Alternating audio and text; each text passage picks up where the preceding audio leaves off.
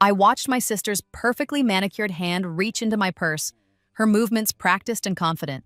She didn't even hesitate anymore, didn't bother with the pretense of asking. Why would she? In all my 26 years, or should I say, in all my previous 26 years, I'd never once stopped her. Looking for this? I asked, holding up the sleek black membership card to Elite Fitness Center. Madison froze, her hand still buried in my bag. For the first time in both of my lives, I saw genuine surprise flicker across her face. Oh, I was just stealing my gym membership like you did last time? I finished, slipping the card back into my wallet. Don't bother, Maddie. It's already deactivated. Her perfectly plucked eyebrows shot up. Deactivated? Why would you? Because I upgraded to the Platinum package 3 days ago. Private locker, reserved parking spot, and unlimited personal training sessions. I smiled, watching her face cycle through confusion, disbelief, and finally that familiar flash of envy that had defined our relationship since childhood. With Marcus Rodriguez, you know, the trainer who works exclusively with athletes and celebrities? Yeah, him. The color drained from Madison's face. In my previous life, that name had meant nothing to me until after she'd stolen my basic membership card and transformed herself from my slightly prettier but fundamentally average sister into an Instagram fitness influencer with 500,000 followers. Marcus Rodriguez had been her secret weapon, or rather, my secret weapon that she'd stolen. In that first life, I'd saved for 8 months to afford a standard gym membership, a desperate attempt to lose the weight that 2 decades of stress eating and my family's constant criticism had piled onto my frame. The day my card arrived in the mail, I'd been so excited I'd cried. It was going to be my fresh start, my chance to finally become the person I wanted to be. I never even made it to my first workout. Madison had taken the card from my purse just to see what the gym looked like and simply never returned it. When I'd confronted her, my mother had sided with her immediately. Don't be selfish, honey. Madison has a real chance at something special. She's trying to build a career. You can go to the gym anytime. You're not exactly camera ready anyway. So, Madison had gone to Elite Fitness using my membership, my money, my chance. She'd met Marcus Rodriguez, who'd taken one look at her potential and agreed to train her personally. Within 6 months, she'd transformed into a fitness model. Within a year, she'd met and married Tyler Hartwick, the 34-year-old CEO of Hartwick Industries, worth somewhere north of $50 million. Meanwhile, I'd spiraled. The weight had gotten worse. The depression had deepened. My job as a low-level accountant barely paid my bills. I'd lived in a studio apartment with a broken heater and had survived on instant ramen and whatever cheap food I could afford. The stress, the weight, the untreated health conditions, it had all compounded. I died of a heart attack at 26, alone in that freezing studio apartment, clutching my chest and gasping for air that wouldn't come.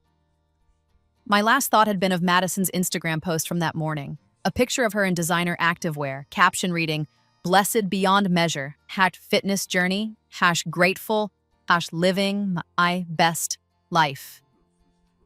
She'd built her best life on the ruins of mine. But then I'd woken up, gasping, sobbing, but alive. I was back in my 23-year-old body the morning after my college graduation, 3 years before my death. The gym membership card would arrive in the mail in exactly 1 week.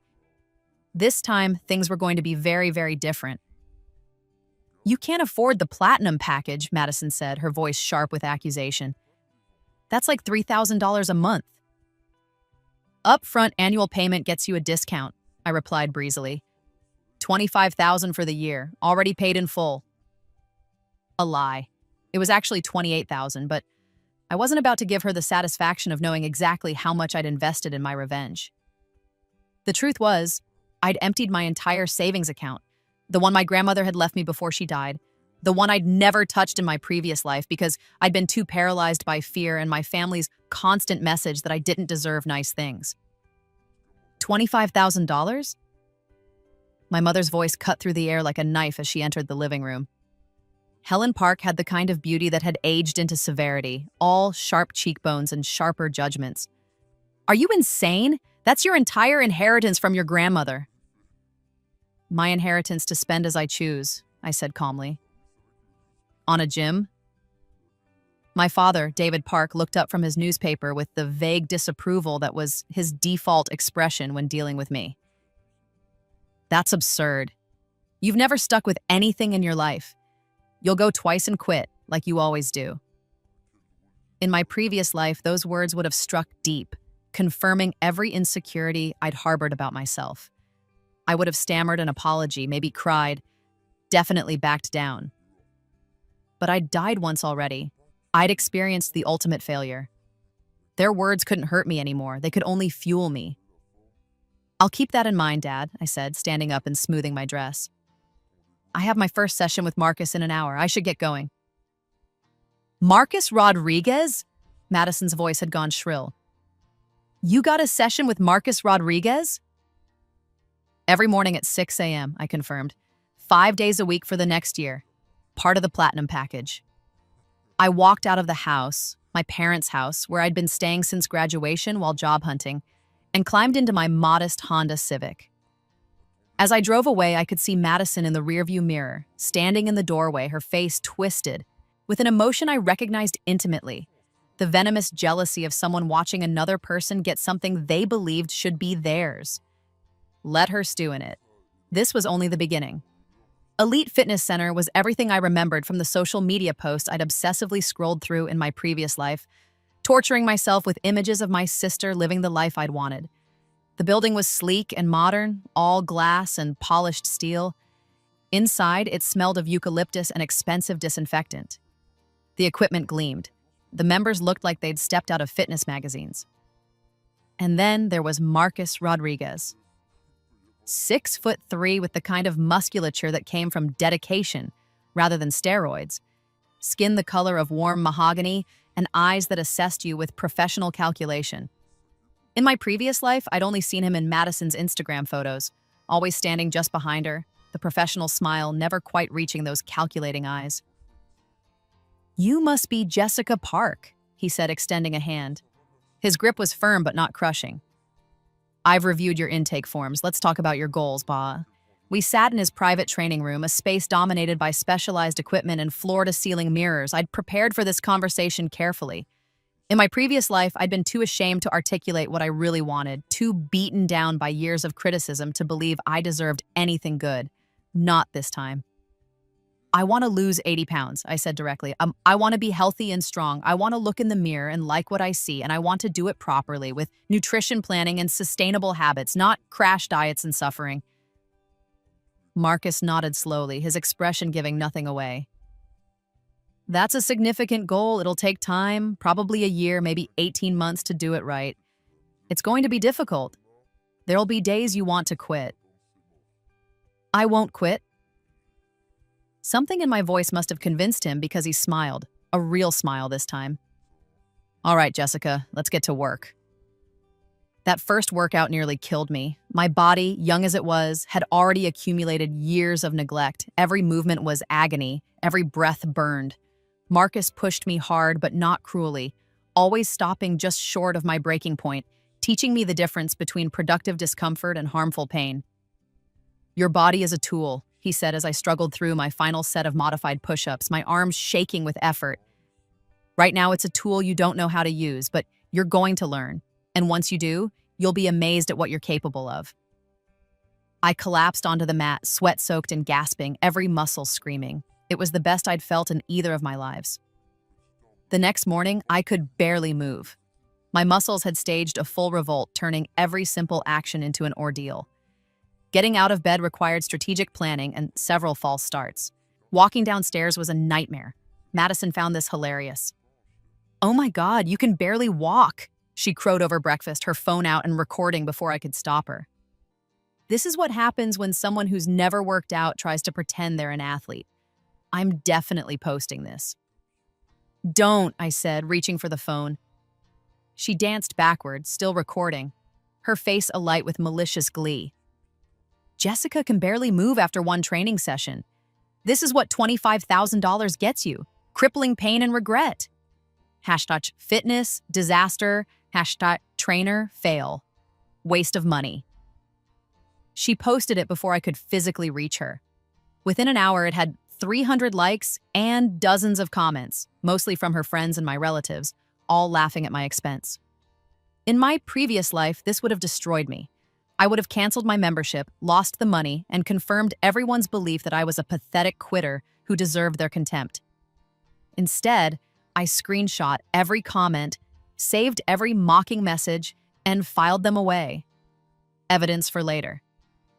Then I hauled myself back into my car and drove to my 6 a.m. session with Marcus. "Sore?" he asked, watching me limp into the training room. "Is that what we're calling this?" I gasped. I thought maybe I'd been hit by a truck and forgotten about it. He laughed, a warm sound that seemed to surprise even him. "Good. That means we worked hard enough. Today we're doing active recovery, light cardio, stretching, and mobility work. We need to teach your body how to repair itself properly." The session was still difficult, but differently so. As my muscles slowly loosened and blood flow increased, the agony began to shift into something more manageable. Marcus talked while we worked, explaining the science of muscle repair, the importance of rest days, the role of nutrition in recovery. "Your sister," he said casually, adjusting my form during a hamstring stretch. "She's Madison Park, right? The one who called earlier trying to book sessions with me?" My heart rate spiked, and not from the exercise. "What did you tell her?" "That my schedule is completely booked for the next 2 years, he replied, moving to adjust my other leg. "Which is true. I only take on 4 clients at a time, and I carefully select each one based on their commitment level and goals." "And you selected me?" "I did." He met my eyes in the mirror. "You want to know why?" I nodded, not trusting my voice. "Because in your intake form, in the section that asks, 'Why now? What's different this time?' you wrote 3 words. Because I'm done. Not done trying. Done accepting defeat. Done being small. Done letting other people define your worth." He released my leg and stepped back. "I've trained hundreds of people. The ones who succeed aren't the ones who are already confident. They're the ones who are tired of being defeated. You've got that look, Jessica, like you've got something to prove." "I do," I said quietly. "Good. Use it. Channel it. Let it fuel you every morning when you don't want to get up. Every time someone tells you that you can't do this. Every moment you want to quit." He handed me a water bottle. "Now drink up. We've got another 40 minutes, and I'm not going easy on you just because you're sore." The weeks began to blur together into a rhythm of pain, progress, and persistence. 6 a.m. sessions with Marcus 5 days a week. Meal prep on Sundays, following the nutrition plan he'd designed specifically for my needs and goals.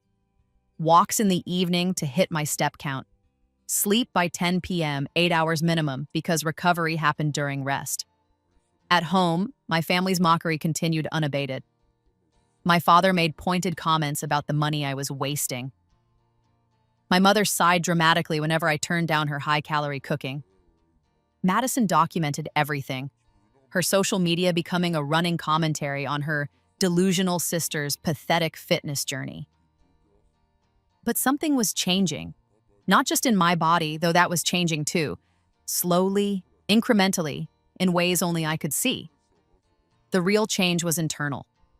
Every morning I showed up, I proved to myself that I could keep a promise. Every session I completed, I demonstrated my own strength. Every meal I prepared, I chose myself. In my previous life, I'd been passive. Life happened to me.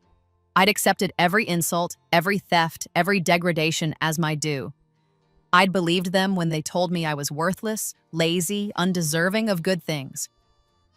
But I'd been given an impossible gift, a second chance. And I was going to make it count.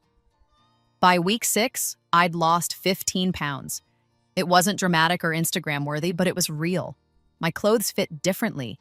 I could walk upstairs without gasping. The brain fog that had plagued me for years was lifting. Marcus measured my progress with clinical precision, tracking not just weight, but body composition, strength gains, cardiovascular improvements. "You're doing exceptionally well," he said, reviewing my data. "Better than I expected, honestly. You're consistent, you follow the plan, and you don't make excuses. That puts you in the top 5% of clients."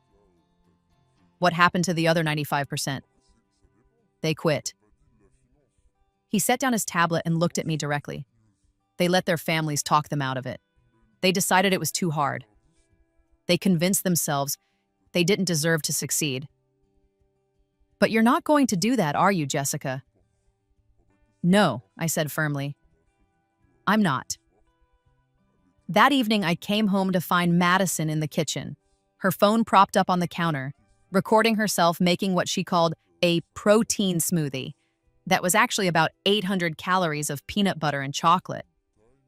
And that's the secret to staying fit while still enjoying life, she was saying to her phone, her voice bright and fake. Unlike some people, I don't believe in torturing yourself. Fitness should be fun. She hadn't been to a gym in 2 weeks. I knew because in my previous life, this was when she'd stopped using the stolen membership, having already gotten what she needed from it.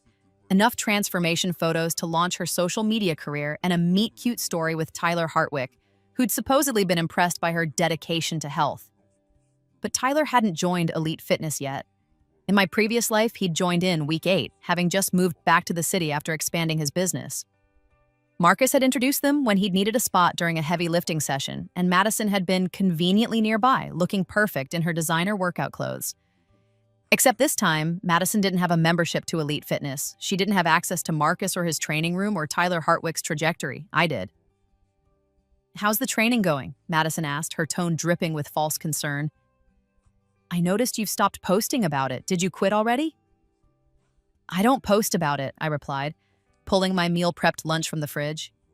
I just do it. That's sad, she said, making sure her phone caught her sympathetic expression.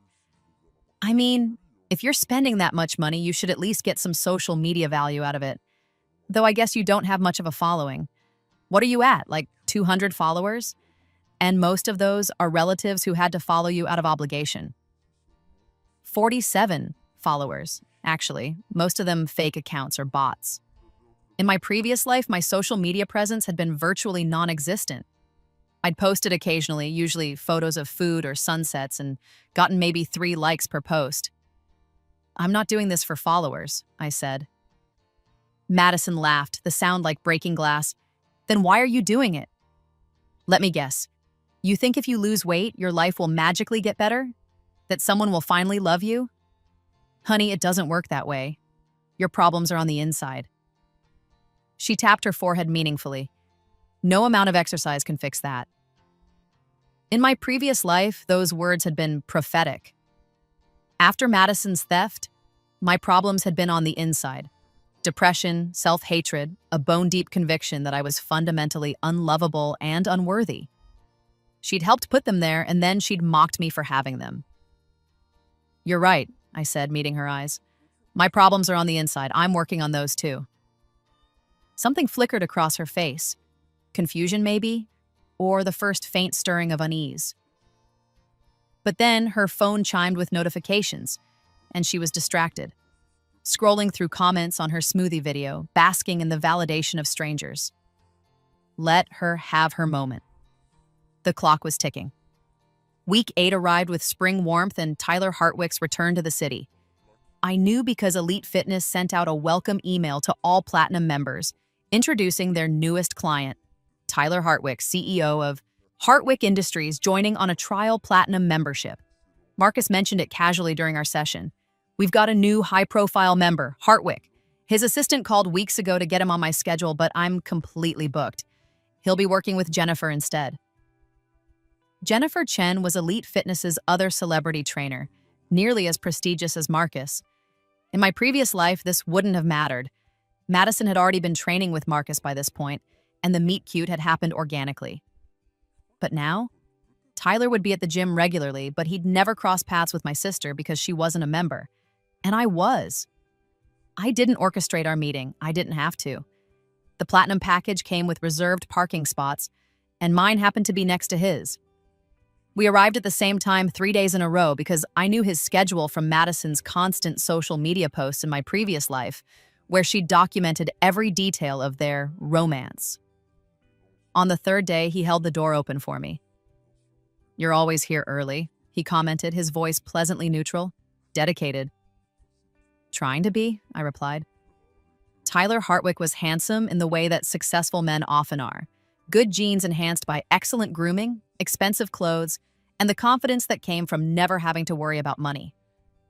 34 years old, Harvard MBA, inherited his father's textile company and expanded it into a diversified industry empire. He was also, according to Madison's previous timeline posts, emotionally unavailable, commitment phobic, and kind of boring. But he was rich, which was all Madison had cared about.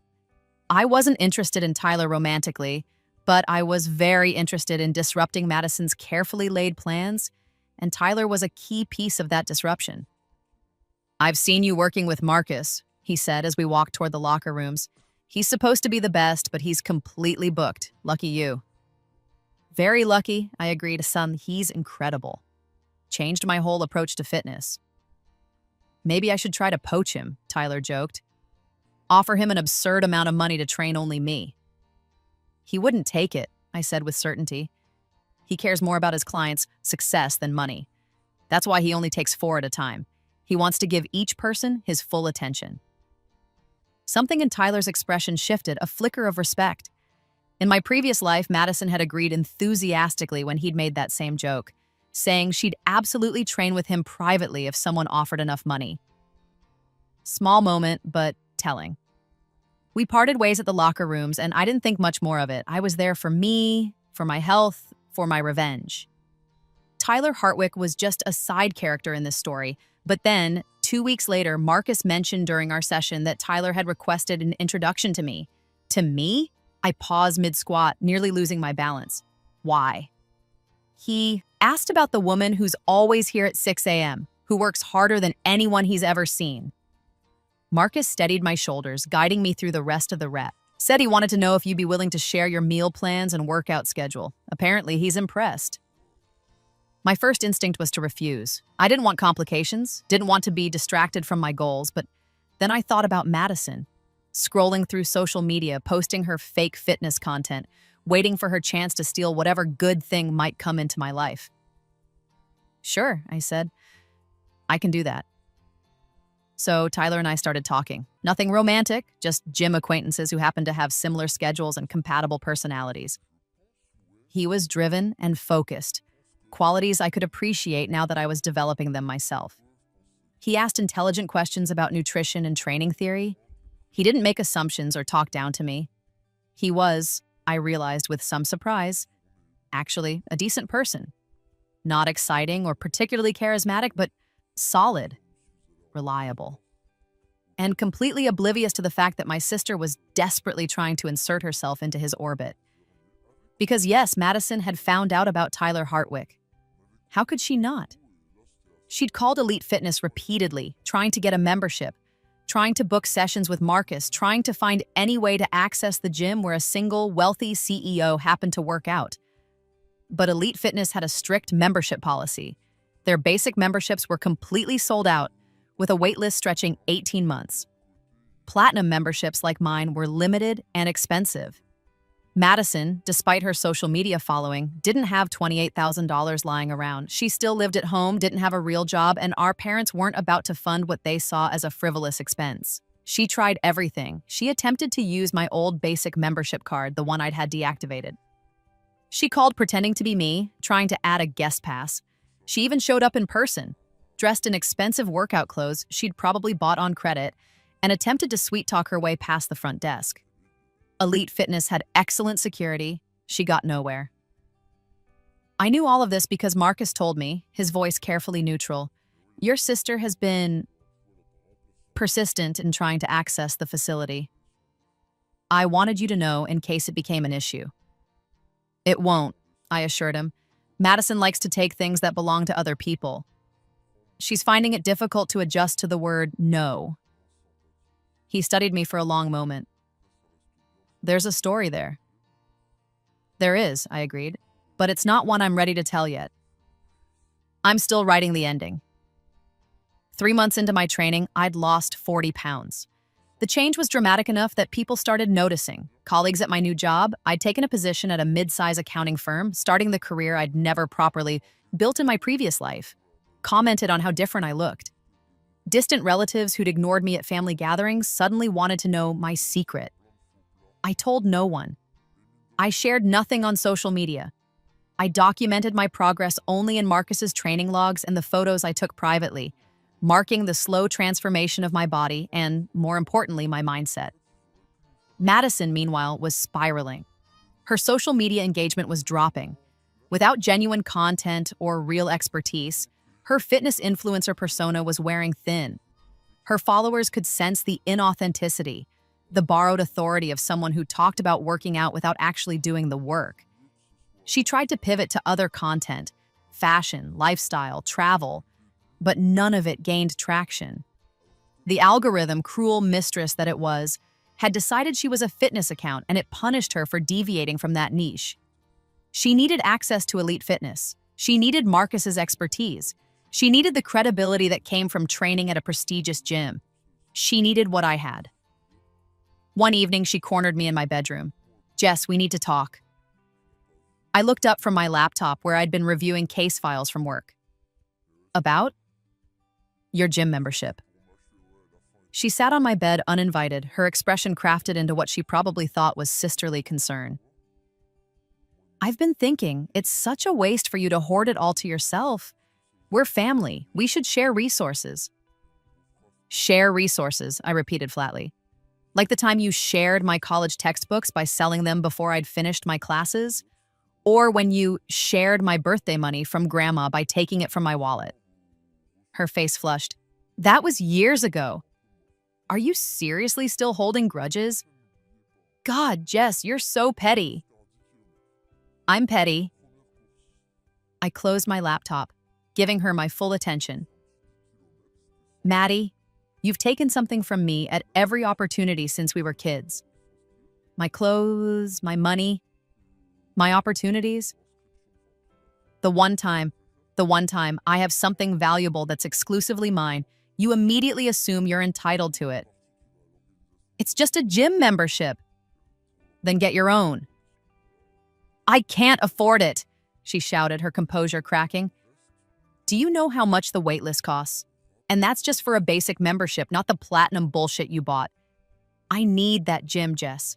I need Marcus's training. What you need," I interrupted, "is to build something for yourself instead of stealing from me." "I'm not stealing. I'm asking you to share." "No." I opened my laptop again, dismissing her. "The answer is no. It was no yesterday. It's no today. It'll be no tomorrow. Get used to disappointment, Madison. It builds character." She stared at me, her mouth opening and closing soundlessly. In my previous life, I'd never spoken to her like this. I'd been too afraid, too conditioned to accept abuse as love, too desperate for any scrap of familial affection. But I'd died. Once. I knew how this story ended when I played the victim. This time, I was writing a different ending. Madison stormed out, slamming my door hard enough to rattle the walls. Within minutes, I could hear her complaining to our mother, her voice shrill with indignation. "She's being so selfish. She's deliberately sabotaging me. She knows I need that gym membership for my career, but she won't even let me use it as a guest." My mother's response was predictable. "Jessica, come down here right now." I took my time, finishing the paragraph I'd been reading before closing my laptop and descending the stairs. My parents and Madison were arrayed in the living room like a tribunal, 3 sets of accusing eyes fixed on me. "Madison tells us you're refusing to share your gym membership," my mother said, her voice tight with disapproval. "That's correct."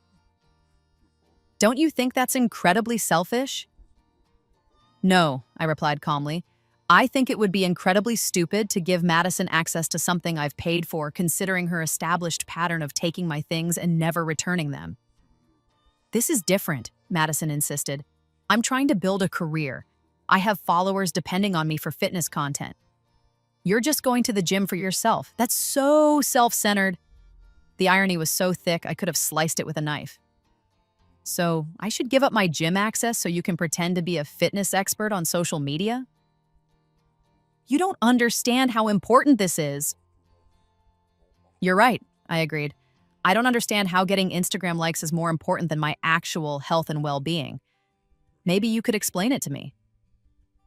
This is exactly your problem, my father interjected, setting down his newspaper. You've always been jealous of your sister's success.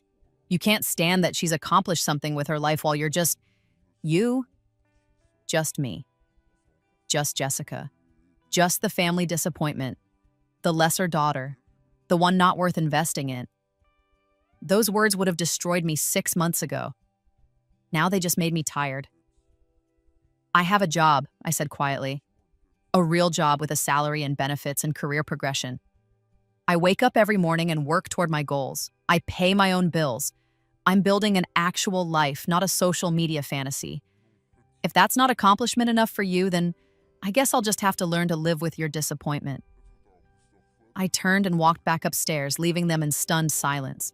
My hands were shaking. Confrontation still didn't come naturally, even with the benefit of foresight. But I'd done it. I'd stood up for myself. I'd said no and meant it. It felt powerful. It felt right. It felt like victory. The next morning, I arrived at Elite Fitness at 5:45 a.m. to find Madison in the parking lot arguing with security. She'd apparently tried to tailgate through the gate behind another member's car and been stopped. Don't understand. I'm Jessica Park's sister, she was saying, her voice reaching the hysterical pitch it always hit when she didn't get her way immediately. Ma'am, we've explained this multiple times. You need your own membership to access the facility, the security guard replied with professional patience. I could have walked past. Should have, probably. But I was feeling bold after last night's confrontation. Is there a problem? I asked, approaching them. Madison whirled on me, her face flushed with anger and embarrassment. Tell them I'm your sister and I'm allowed to be here. You're my sister, I confirmed to the security guard, but you're not allowed to be here. She doesn't have a membership. Jessica, Madison shrieked. Ma'am, you need to leave the property, the security guard said, his hand moving to his radio. If you refuse, we'll have to call the police for trespassing. I walked past her into the building, swiping my keycard and hearing the satisfying beep of access granted. Behind me, Madison's shouts faded as security escorted her off the property. Inside, Marcus was waiting in his training room, my workout plan already queued up on his tablet. Rough morning? Interesting morning, I corrected, setting down my water bottle and beginning my warm-up stretches. But nothing I can't handle. Your sister seems very determined to access this gym. Madison is very determined to access anything she thinks will benefit her, regardless of who she has to step on to get it. I moved into a lunge, feeling the pleasant stretch in my hip flexors. But this is mine. She doesn't get to take it. Good, Marcus said firmly. You've earned this, Jessica. Every morning you show up, every workout you complete, every goal you hit, that's yours. Don't let anyone take it from you. We trained hard that day. Marcus pushed me through a brutal leg workout that left me shaking and questioning my life choices. But when I looked in the mirror during the cool-down stretches, I saw someone different from the woman who'd started this journey 6 months ago. I saw someone strong, someone capable, someone who didn't give up. I saw myself. At 6 months, I'd lost 55 pounds and gained visible muscle definition. My body was transforming, yes, but more importantly, my entire life was changing. I'd been promoted at work, my manager praising my attention to detail and strong work ethic. I'd moved out of my parents' house into my own one-bedroom apartment. Nothing fancy, but clean and mine. I'd started saying no to things that didn't serve me and yes to things that did. I'd become the person I'd always been capable of being. Tyler Hartwick had become a genuine friend. We grabbed coffee occasionally after morning workouts, talking about business and goals and life philosophy. He mentioned casually that he was looking to expand Hartwick Industries into sustainable textiles, and I'd pointed him towards some emerging research I'd come across. He'd been impressed enough to consult with me on several business decisions. We weren't dating. I still wasn't interested, and neither was he, despite Madison's increasingly deranged social media posts suggesting I was seducing him. But we'd developed a solid professional relationship built on mutual respect, which made it particularly awkward when Madison showed up at Tyler's office building. I only knew about it because Tyler called me, his voice carefully controlled but clearly annoyed. Jessica, I need to ask you something. Does your sister know where I work? My stomach dropped. What did she do? She appeared in my lobby this morning, said she was there to see me for a consultation about her fitness brand. When my assistant explained I don't take unsolicited meetings, she became insistent. Security had to escort her out. "I'm so sorry," I said immediately. This is complicated. I'll handle it." "There's more," Tyler continued. "She's been creating social media posts that suggest we're in a relationship, multiple posts implying we're dating, that I'm her boyfriend, that we're planning a future together. Jessica, I've never spoken to her. I don't even know what she looks like." "I know," I said quietly. "In another timeline, in a different version of events, you two would have met at Elite Fitness. She would have been using my gym membership. You would have dated, probably gotten married. But that timeline doesn't exist anymore because I changed it." There was a long pause. "I'm not sure I understand." "You don't need to," I assured him. "Just know that Madison is dangerous when she doesn't get what she wants. She's targeted you because you represent success and wealth, and she's built a fantasy around the idea that she deserves access to that life. I'll talk to her. This stops now." I didn't go home immediately after work. Instead, I went to Madison's favorite coffee shop, the one where she filmed most of her social media content. She was there, as I'd known she would be, her phone propped up on a stack of books while she filmed herself drinking an iced latte. "And that's why sustainable fitness is so important," she was saying to her phone, her voice bright and practiced. "You can't just work out obsessively like some people." A pointed look, meaning me. "You have to balance it with self-care and mental health," and I sat down across from her, directly in frame. "What the hell, Jess?" she hissed, stopping the recording. "I'm working." "We need to talk about Tyler Hartwick." Her face went pale, then flushed red. "I don't know what you mean." "You showed up at his office. You've been creating posts claiming you're in a relationship with him. You've been stalking him, Madison. It needs to stop." "I'm not stalking anyone. I'm manifesting a relationship. There's nothing wrong with putting positive energy into the universe. There's everything wrong with creating false narratives about a real person who's asked you to stop," I said firmly. "Tyler has never met you. He's not your boyfriend. He's not interested in you. And if you continue this behavior, he's prepared to pursue legal action for harassment and defamation." "He wouldn't dare," but her voice trembled with uncertainty. "He would. He's already consulted with his lawyers." A bluff, but she didn't know that. "Madison, this has to end. You need to delete those posts, stop creating content about Tyler, and leave him alone." "This is your fault," she burst out, loud enough that other customers turned to stare. "You deliberately stole him from me. You knew I wanted to meet him. You knew he was my type, and you swooped in and poisoned him against me." "I didn't steal anything. Tyler and I are friends, nothing more. And I didn't poison him against you. Your behavior did that all on its own." "Liar, you've been planning this all along. You've always been jealous of me, and now you're trying to ruin my life." The barista approached our table nervously. "I'm sorry, but if you're going to argue, I need to ask you to leave." Madison grabbed her phone and stood up, her chair scraping loudly against the floor. "This isn't over, Jessica. You think you've won something, but you haven't. I'll get everything you have, everything you want, just like I always do." She stormed out, and I sat alone at the table, my hands wrapped around a coffee I hadn't ordered, processing what had just happened. The thing about confrontation is that it's exhausting even when you're in the right. Standing up to Madison, setting boundaries, protecting myself, it was all necessary, but it took a toll. I felt drained, wrung out, questioning whether this revenge plot was worth the emotional energy it required.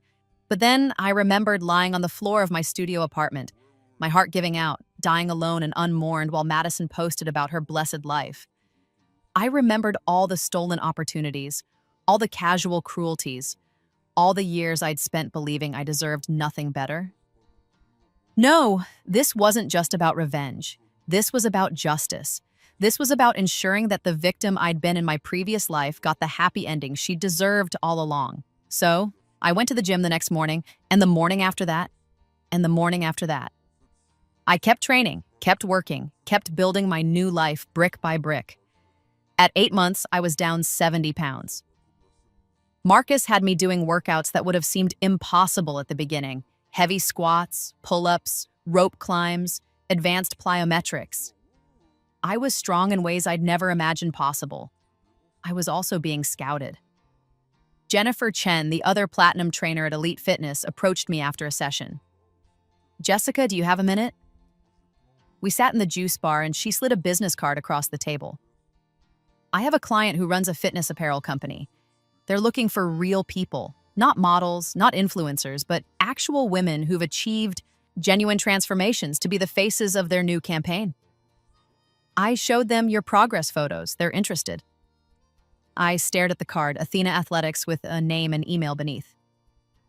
"I'm not trying to be a fitness influencer." "I know," Jennifer said with a smile. "That's exactly why they want you. They're tired of the fake authenticity, the purchased followers, the people who promote fitness without actually doing the work. They want someone real, someone inspiring, someone like you." The campaign paid $20,000 for a 6-month contract. It included a professional photo shoot, a video interview about my journey, and social media posts featuring their products. It was legitimate, well-paid work with a respected company. I signed the contract. The photo shoot happened at 10 months into my journey when I'd lost 82 pounds and looked, I could finally admit it, genuinely good. Not magazine model perfect, but strong and healthy and radiant with the confidence that came from achieving something I'd worked for. The photographer captured me mid-workout, muscles engaged, sweat glistening, face set with determination. She captured me laughing with Marcus, the genuine friendship we'd developed over hundreds of early morning sessions. She captured me simply existing in my transformed body, comfortable and powerful. When the campaign launched, it went viral. Not in the small niche way Madison's posts occasionally gain traction, but genuinely, massively viral. Millions of views across platforms. Thousands of comments from women thanking me for showing what real transformation looked like. Media outlets requesting interviews. A waiting list of potential clients for Marcus so long that Elite Fitness had to hire 2 additional trainers, and Madison's world imploded. Her followers, already declining, began to hemorrhage as people discovered my story. They read about how I'd worked consistently for nearly a year, followed a strict plan, showed up even when it was hard. They compared it to Madison's sporadic posts, her lack of genuine knowledge, her borrowed authority. The comments on her posts turned vicious. "Why have you never shown your actual workouts? You're clearly not training with a real professional. Is your whole account fake? Your sister is the real fitness inspiration, not you." She tried to pivot, claiming she'd always supported my journey, posting old photos of us together with captions about sisterly pride. But the internet is unforgiving, and someone unearthed her old posts, the ones where she'd mocked my soreness, called my transformation attempt pathetic, implied I'd never succeed. Screenshot after screenshot, shared and reshared, each one another nail in the coffin of her credibility. Within 2 weeks, she'd lost 30,000 followers. Brand partnerships that had been tentative became cancellations.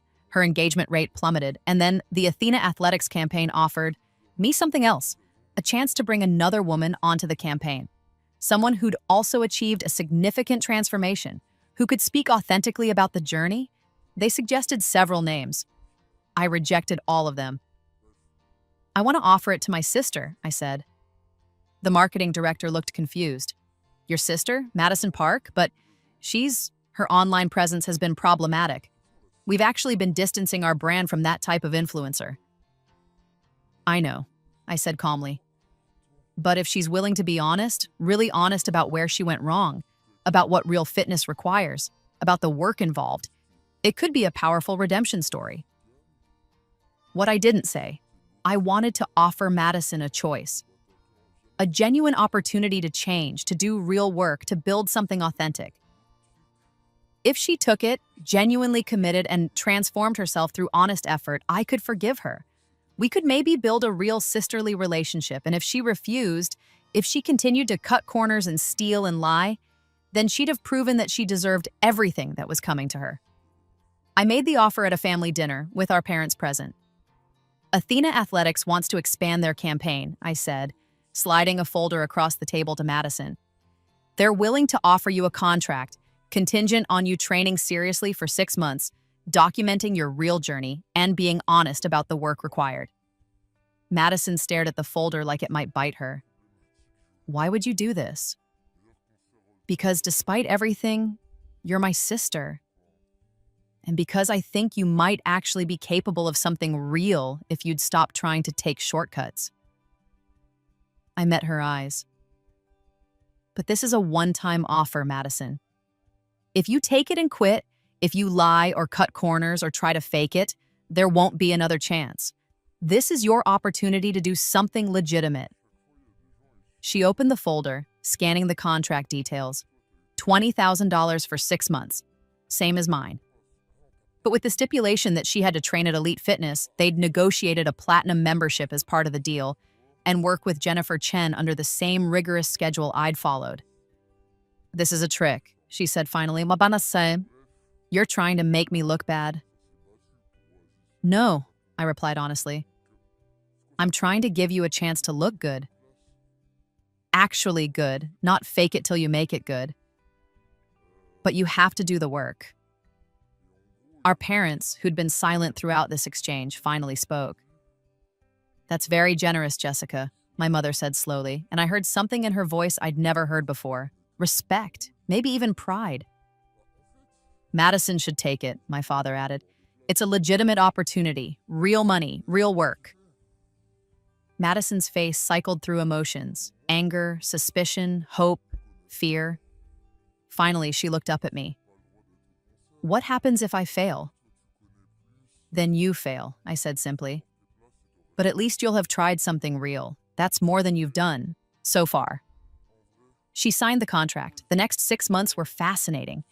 Madison started training with Jennifer, and to everyone's surprise, including, I think, her own, she actually committed.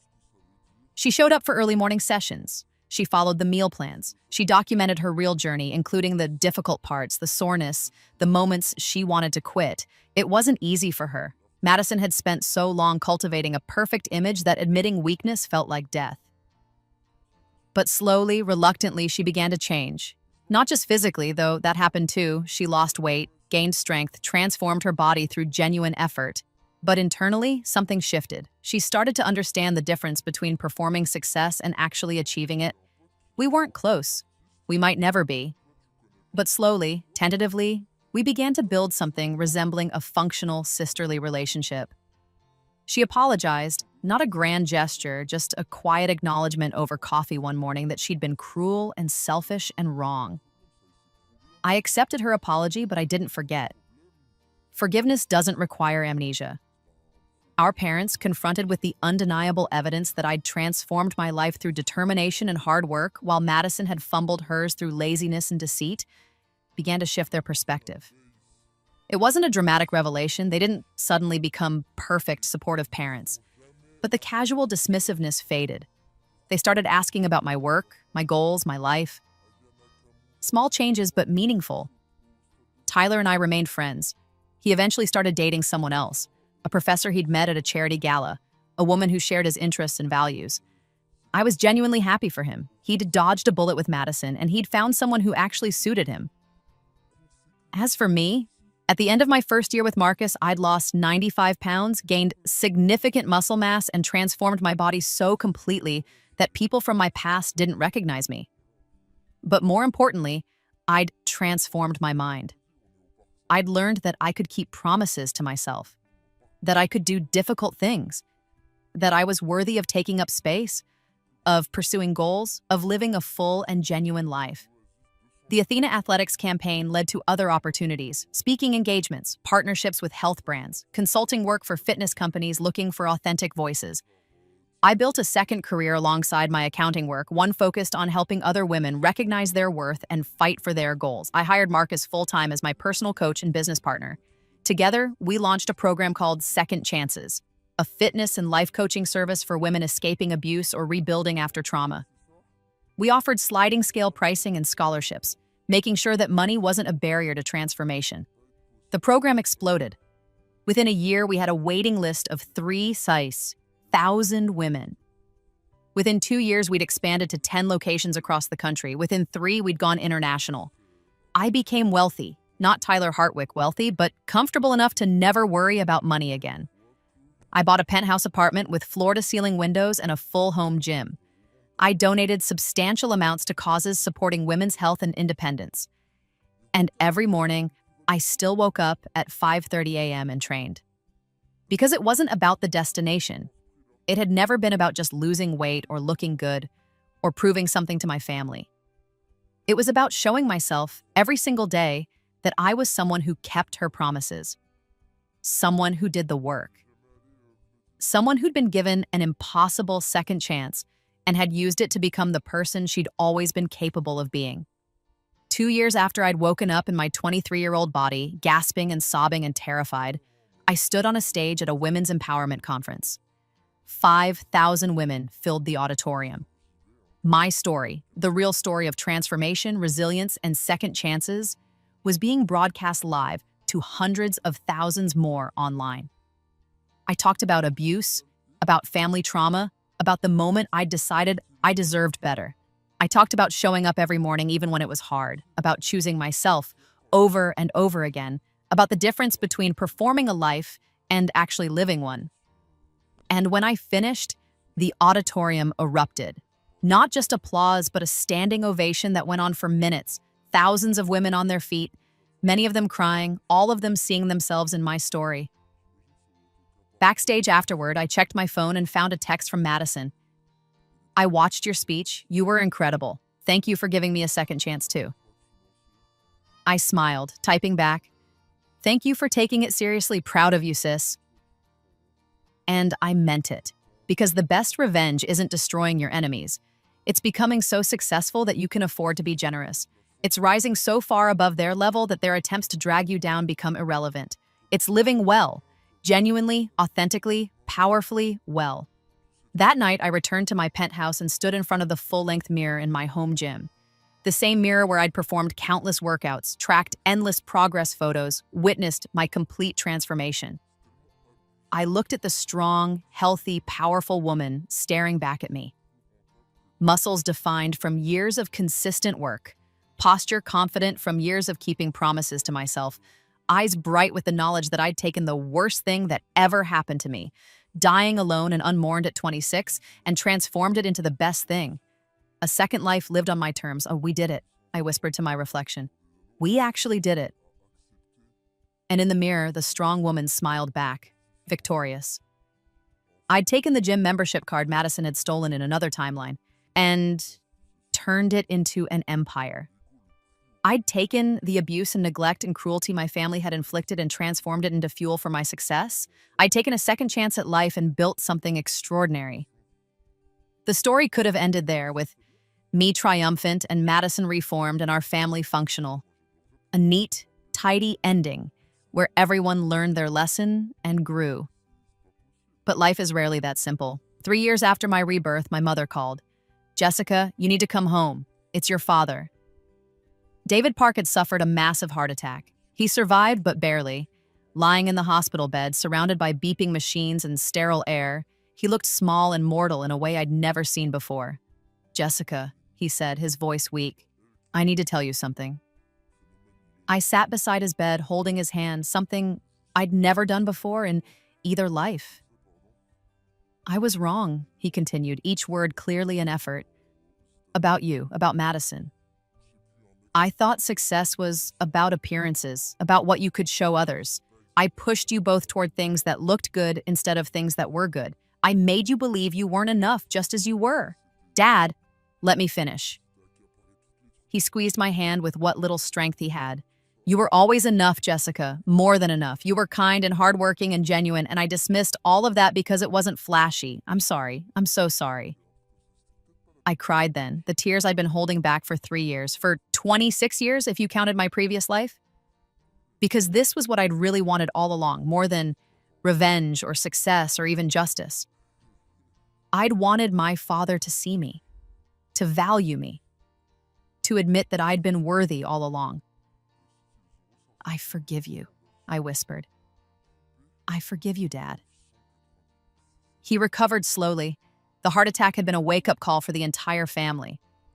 My parents started therapy, individual and couples counseling, working through the toxic patterns they'd developed over decades. My mother admitted her role in the favoritism, in the cruelty, in the systemic erosion of my self-worth. It wasn't a magical transformation. They couldn't undo 23 years of damage with a few months of therapy. But they tried. They showed up, they did the work, just like I'd taught them. Madison and I became close. Not best friends, not partners in crime, but genuine sisters who respected each other's boundaries and supported each other's growth. She completed her 6 months with Athena Athletics, then another year, and eventually became a legitimate fitness professional with real credentials and authentic expertise. She also met someone, not a wealthy CEO, just a decent guy who was a physical therapist at a sports medicine clinic. They were good together, building a real relationship based on honesty and mutual support rather than social media optics. Sometimes, late at night, I wondered what had happened to the Tyler Hartwick who'd married Madison in my previous timeline. What kind of life they'd built together, whether she'd made him happy or just used him for his money and status. But that timeline was dead, erased the moment I'd opened my eyes in my 23-year-old body and decided to fight for a different ending. This timeline, this reality, was mine, built through effort and consistency and the refusal to accept defeat as permanent. 5 years after my rebirth, I stood in the main training room at the original Second Chances location, watching a new group of women begin their journeys. They were scared and uncertain, carrying trauma and abuse and decades of being told they weren't enough. I knew exactly how they felt. "My name is Jessica Park," I said, addressing the group. 5 years ago, I weighed 95 pounds more than I do now. I was trapped in an abusive family dynamic, working a dead-end job, believing I deserved nothing better. And then I decided that I was done accepting defeat. I was done being small. I was done letting other people define my worth. I paused, making eye contact with each woman in turn. You are all here because, somewhere inside, you've made that same decision. You're done. Done accepting less than you deserve. Done believing the lies people have told you about your value. Done being small. One woman raised her hand tentatively. "What if we fail? What if we try and can't do it?" "Then you try again," I said simply. And again, until one day you realize you're not trying anymore, you're doing. You're living. You're thriving. The only real failure is giving up. Everything else is just practice. Another woman spoke up, her voice barely above a whisper. "My sister tells me I'll never succeed. That I'm not strong enough." I smiled, remembering Madison in the doorway, blocking my path to the life I deserved. "Then prove her wrong," I said. "Not to hurt her, not for revenge, but because you deserve to prove to yourself that you're capable of more than anyone believed possible, including yourself." We began the first workout. I moved among them, offering encouragement and corrections, watching them struggle and persevere. Each rep was a small victory. Each completed set was evidence of their strength. This, I realized, was the real victory. Not the money or the success or even the transformation of my body. This, helping other women escape the prisons their families and societies had built around them, this was what that stolen gym membership had ultimately become. Madison had taken my card thinking she was stealing my one chance at success, but she'd actually given me something else. Clarity about who she really was, and motivation to ensure that this time, in this life, I built something she could never take from me. Myself, my strength, my worth, those things belong to me and me alone. Earned through effort, tested through adversity, proven through consistency. Nobody could steal them because they weren't objects to be taken. They were truths I'd written into my very bones, one workout at a time, one choice at a time, one promise kept at a time. That evening, Marcus and I sat in his office reviewing the quarterly numbers for Second Chances. The program was profitable, sustainable, and genuinely changing lives. We'd helped over 10,000 women in 5 years with success rates far exceeding industry standards. You built something incredible here, Marcus said, closing the report. When you first walked into my training room 5 years ago, I knew you had potential, but this, he gestured at the screen showing testimonials, transformation photos, success stories. This exceeded anything I imagined. We built it, I corrected. I couldn't have done any of this without you. Maybe, he allowed. But I've trained a lot of people, Jessica. Celebrities, athletes, executives. And you know what the difference is with you? What? You never forgot where you came from. You never lost sight of why you started. Most people, once they achieve success, they distance themselves from their past struggles. They want to pretend they were always this strong, this successful. But you turned your pain into purpose. You used your worst experience to help others escape theirs. I thought about that. About the girl who'd died at 26, alone and unmourned. About the woman who'd been given an impossible second chance and had chosen to use it not just for revenge but for redemption, her own and others. I almost didn't make it, I admitted. In my darkest moments, I wanted to quit, to give up, to accept that maybe everyone was right about me. But you didn't. No, I agreed. I didn't, and that's made all the difference. We sat in comfortable silence for a moment, two people who'd built something meaningful together, who'd transformed pain into power and weakness into strength. Finally, Marcus spoke again. Your sister called me today. I raised an eyebrow. Madison? What did she want? She wants to work for second chances. Not as a trainer, she knows she's not qualified for that yet. But in outreach, maybe program coordination. She said she wants to help women like both of you used to be. I considered this. Madison, working alongside me in the organization I'd built from the ruins of what she'd tried to steal. It was poetic in a way. What do you think? I asked. I think people can change, Marcus said carefully. I've seen her transformation these past few years. She's put in the work, not just physically but emotionally. She's been in therapy, made amends, rebuilt herself from the ground up. She's not the person who tried to steal your membership card anymore. No, I agreed. She's not. But she's also my sister, and mixing family with business is complicated. True, but complications can be worth it if the result is something meaningful. I thought about Madison at family dinners now, genuinely interested in my work, asking thoughtful questions about program design and client outcomes. I thought about her working with her own clients, patient and encouraging, using her mistakes as teaching moments. Tell her to send me a formal application, I said finally. We'll interview her like any other candidate. If she's qualified and fits the culture, we'll hire her, but no special treatment because she's my sister. Fair enough, Marcus agreed. Madison got the job. She was good at it too, surprisingly good. She had a natural ability to connect with women who'd been victims of family abuse, probably because she'd been both victim and perpetrator. She understood the cycle from both sides. We worked together professionally, maintaining boundaries, building something bigger than either of us individually could have created. It wasn't perfect. We still argued sometimes, still had to navigate the complicated history between us. But we made it work because both of us had learned the same fundamental lesson. Success isn't about taking from others. It's about building something so substantial that there's enough for everyone. 7 years after my rebirth, on a cold morning in late November, I drove to Elite Fitness at 5:30 a.m. The same time, the same place where this journey had begun. But everything else was different. I no longer needed to lose weight or prove anything to anyone. I trained now purely for the joy of it, for the meditation of movement, for the satisfaction of pushing my body and feeling it respond. I pulled into my reserved spot, the same spot where I'd first met Tyler Hartwick, setting off a chain of events that had derailed Madison's plans and secured my victory.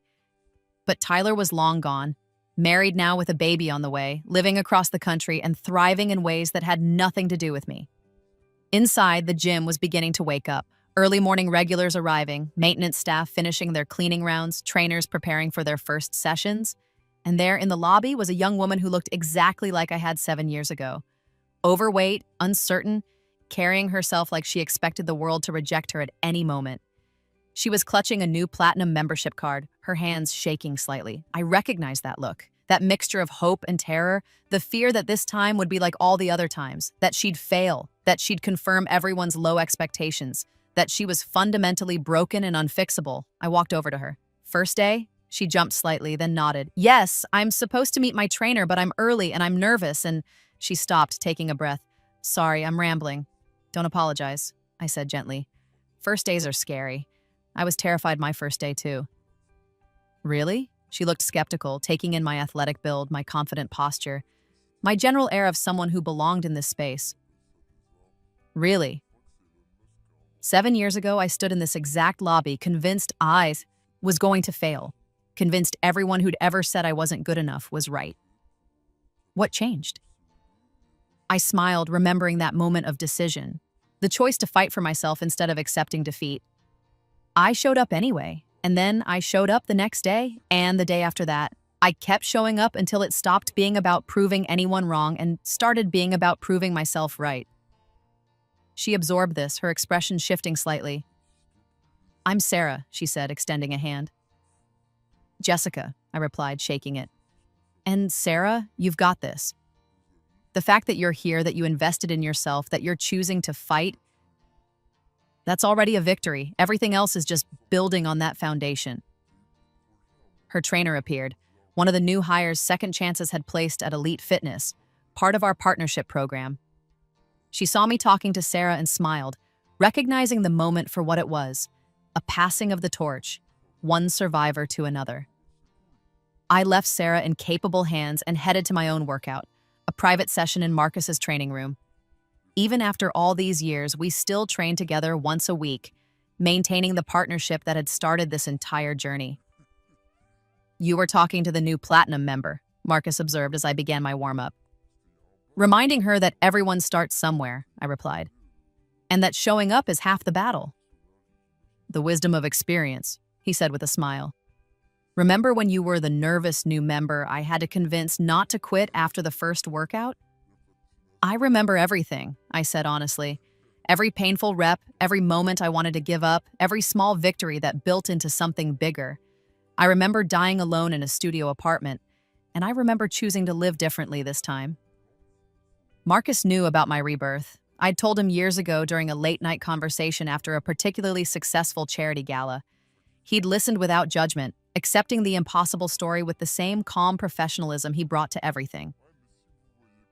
And if you could go back, he asked now, as he'd asked before, knowing everything that would happen, would you choose this again? I thought about the pain, the struggle, the confrontations, and conflicts. I thought about the hard work and early mornings and moments of doubt. And then I thought about standing on that stage 2 years ago, speaking to 5,000 women who saw themselves in my story. I thought about Sarah in the lobby taking her first step toward a better life. I thought about the 10,000 women Second Chances had helped and the thousands more we would help in the future. I thought about Madison, reformed and genuine, building a real life instead of a fake one. I thought about my parents working through their damage and trying to be better. I thought about myself, strong and healthy and genuinely happy. Every single time, I said firmly, I would choose this every single time. Because the gym membership Madison had tried to steal wasn't just about fitness. It was a symbol of every good thing I'd ever wanted for myself. Health, strength, success, respect, love. In my previous life, she'd taken it, and with it, she'd taken my future. But in this life, in this timeline, I'd protected what was mine.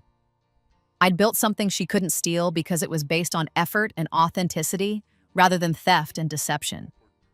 And in doing so, I'd discovered something Madison never had. That the things you build yourself are so much more valuable than the things you take from others. That genuine success is heavier, more solid, more real than any Instagram fantasy. That showing up day after day, promise after promise, choice after choice is how you transform not just your body, but your entire life. The girl who'd died at 26 would have been amazed by who I'd become. But she would also have recognized the core of it, that determination, that refusal to accept defeat, That stubborn insistence on mattering. That part was always there. I just needed a second chance to prove it. Marcus and I began the workout, falling into the rhythm we'd perfected over 7 years. Push, rest, building strength 1 rep at a time. Outside, the sun was rising over the city, painting the sky in shades of gold and pink. A new day, full of possibilities. I smiled, feeling my muscles engage, feeling the familiar burn of effort and growth. "Let's go," I said to Marcus, to myself, to the universe. "Let's see what we can build today." And we did. 1 workout at a time, 1 choice at a time, 1 promise kept at a time. Building a life worth living. Every single day.